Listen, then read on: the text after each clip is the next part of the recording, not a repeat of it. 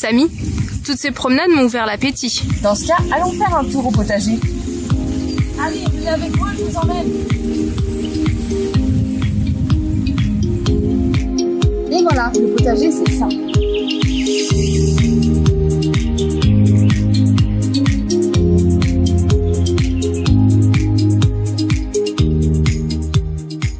Waouh, c'est impressionnant. Oh oui, ces grands murs délimitaient les cultures et conféraient au potager son aspect monumental. Du haut de la terrasse, le visiteur pouvait admirer cette vue incroyable.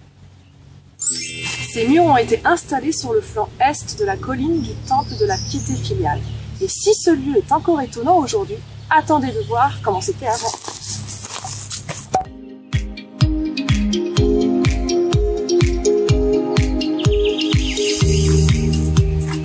Samy, quelle est l'histoire de ce lieu?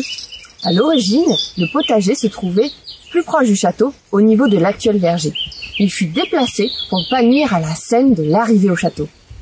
Oui, et l'ancien potager était trop petit pour nourrir l'ensemble des invités du marquis de la Borde. Les murs du nouveau potager ont été bâtis à partir de juillet 1791.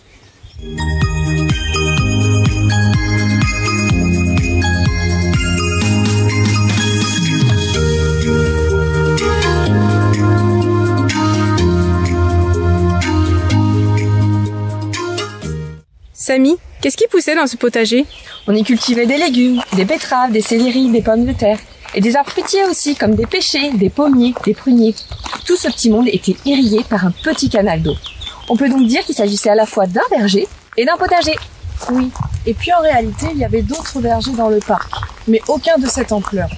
Sans oublier les arbres fruitiers installés partout dans le parc pour la beauté de leur floraison.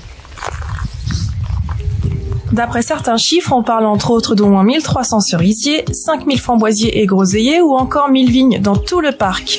Des chiffres qui donnent le vertige, non? Samy, qui est-ce qui s'occupait du potager? Le jardinier, bien sûr, un certain monsieur Cruchot. Il était installé dans une petite maison, juste à côté du potager, dessinée par Hubert Robert lui-même. Aujourd'hui, elle est en grande partie détruite, mais à l'époque, elle a été composée d'un logement pour le jardinier et sa famille, mais aussi d'un poulailler et d'une vacherie, et ça ressemblait à ça.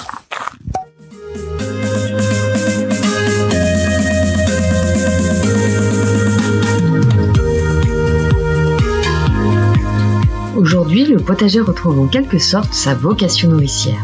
Depuis 2019, 25 ruches ont été installées en haut du potager, dont Olivier Champion, l'apiculteur, prend soin.